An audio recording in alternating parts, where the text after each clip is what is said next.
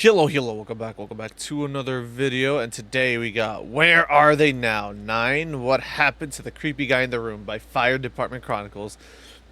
Because a lot of the ones that, I've seen a lot of his shorts, specifically this one, and I was always curious what the fuck happened to it, and I saw a creepy guy in room, and I was like, oh, we gotta do that one. Because it's like, bro, I've been dying to know like how that ends, because I'll talk about it when we get to that part. Dark rooms, torn testes, and torn testes mayhem are the wonderful follow-up stories that fill today's Where Are They Now episode. Yeah, they're broken. Bro. But don't worry about that. You just come in here. So I can Bro, so fucking creepy. This is some horror movie shit. show you exactly what you need to see. Yeah, no, fuck that. Fuck that. I would rather fuck no. Like, I think I'd rather fucking fuck off till the fire chief. Nah, I'd rather, nah, you can suspend me, I don't give two shits. I'd rather fucking not die today. Because, holy fuck, dude, that is some horror movie level shit right there. That's some, like, fucking stereotypical black guy dying first horror movie shit, man. I think this might be the most requested Where Are They Now follow-ups that I've ever had. And rightfully so, because I can honestly say this is the most scared I've ever felt on a call. And without further ado, Yeah, I here's can what understand happened. why. So after gathering a couple more people, I was slowly making my way up to the room when, you know what? It's fucking his face, dude, his face. It makes it seem like he stumbled upon some fucking shrine. Like a fucking shrine to the blood god. show you. Sir, where are you? There you are. Fucking Ducky, what the fuck? You made it. Bro, I saw both of these and I had zero fucking clue that these were linked. Like, bro.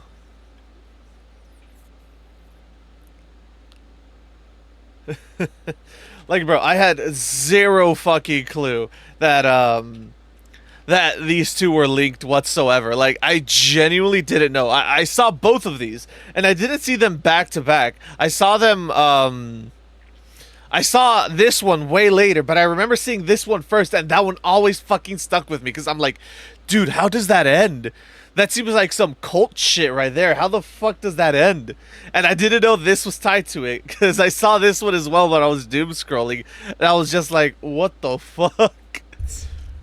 Yeah, are you ready to go down to the hospital? Who's But fucking first, is? Can you guess what I have?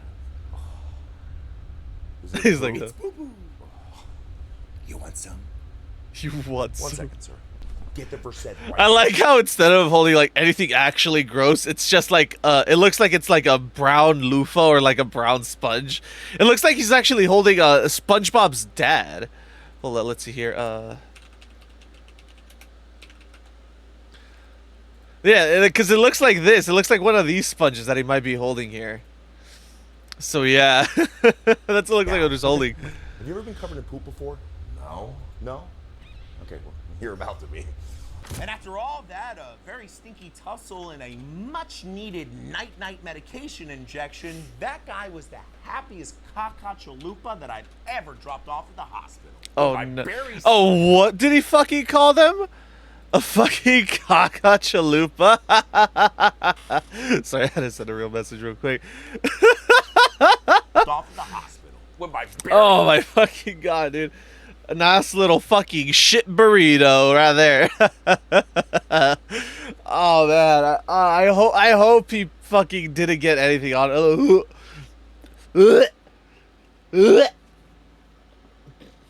Just the just the thought of like the texture coming into contact with your skin. We need to continue Slipped before I through the fucking crack throw up. in the chair which ever dropped off at the hospital. Oh, man. When my berries slipped through the crack in the chair, Oh. it hurt. So I tried to jump. You know what's wild? I saw like a video of that too. Like, I saw like an actual video of this happening to someone. It was like some Asian dude, and he was like going outside to like sit with his wife. He sits down, immediately starts fucking screaming, and his wife's like, what happened, what happened? And then he stands up, and the chair goes with him when he stands up. And he's like, it fucking hurts. And she just starts dying. And she's like, what? Just pull out. Can't you pull him out? He's like, no, it fucking hurts. And she's like dying and shit. And the dude's just crying. And it's even funnier in their like native tongue, because I read the subtitles. And he was just screaming this shit in his native tongue, obviously. And I was just like, bro, oh my god, dude, that shit would have hurt so badly. But my boys try to stay behind. Behind? Permanently. Panic, fear, and a genuine deep-seated feeling of regret. Yep. The best way to describe this patient's demeanor after almost experiencing a full separation of his twin boulders from the rest of his body. Dude. The family jewels just getting stuck, and it's dude, fucking free vasectomy though. Free involuntary vasectomy. Yep. And I gotta say, as a fellow family jewel toting male, the second this guy started describing his genital pouch castration, I wanted to close my eyes and Happy Gilmore myself. That is Yeah, so would I, because I was like, dude, that sounds painful as fuck. there to my happy place. I'm flying on a giant seagull in the sky. But Hell yeah. unfortunately, part of the gig as a paramedic is listening to things that you hope will melt away from your memory, like this guy's dreams of ever procreating. However, I'm happy to report that besides swelling to the size of a small grapefruit, Jesus this guy's fucking Christ. They swelled up that. Oh my god, dude. I can only imagine how fucking painful that shit must have been. gargantuan gonads are still attached to his body and ready Thank for God. another round of how strong are you testing? Do you guys taste pennies? I've seen this one too. Oh yeah, dude. I set up like 80 cans in there.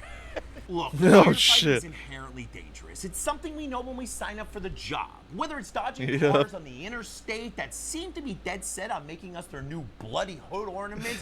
some fucking 911 shit right there. The fucking Halloween episode that they released where some lady quite literally had a fucking dude in her windshield and shit, and because it was Halloween, everyone thought it was a decoration.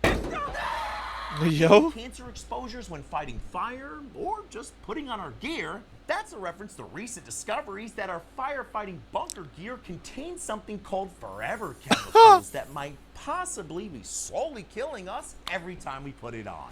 I mean, it makes sense, because, like, yeah, the gear can be... I don't know what their sanitation procedures are. Goddamn. I don't know what their sanitation procedures are for them. For their clothing, for their gear. But... eventually, all the chemicals that they're exposed to for a long period of time will seep into the clothing, and eventually it'll just meld into the actual fabric, and you will never be able to get it off. So essentially, it could turn into like a ticking fucking cancer bomb and whatnot, where it's like. But in my opinion, if that's the case, realistically, I'd say. Either every 3 years or 5 years, just fully replace the gear. But I know that their funding comes from stuff like the city and whatnot. And here in LA, we already know that they decided to cut the fucking funding for a lot of firefighters and shit. So yeah, it's pretty stupid. But yeah, realistically, in a perfect world, you would replace the gear every 2 to 5 years, in my opinion. Just to circumvent that issue, send it to like either a pure, like a facility where you can actually like fully scrub down and decontaminate the gear, so that way you can either reuse it or just actually toss it, dispose of it properly and whatnot. so that way, you know, no one is exposed to these types of chemicals that could be lingering on the clothing and whatnot. Or a million other ways to die. But we all know the thing that's ultimately gonna take us out is gonna be something stupid. Like face planting in the shower, or I don't know, standing outside of a house unknowingly inhaling the flaming remnants of an overly zealous insect genocide project. What the fuck? Now, What I'm the not fuck was- sure, but What the fuck was that cockroach shit? Welcome to Joey's toilet. What the fuck? What is that shit, man? That's fucking as wild. far as I know, no one's developed a third eye or the big C from our rendezvous with the Cockroach Melter 5000. But what I do know is we knocked that fire down and Hell yeah, brother, And then America. 1 year later, we went back there for an EMS call, and guess what? It still had roaches! All that. After all that, the fucking roaches still survive. That must fucking suck ass. I know I'd be fucking annoyed if the roaches still survived after that long. Like, bro, I'd be like, never mind. Never mind. This is a firefighting video. I can't say that shit after watching fucking Fire Department Chronicles. Oh, man. Yeah. Yeah, oh my god, dude. What a great story, man. I love knowing what happened, because this one is by far the one that I was the most curious about, was this one. And I didn't know that that was linked to this one as well. And whatnot. But yeah, if you enjoyed the video, like, comment, subscribe, and all that stuff. And I will catch y'all in the next one. Later.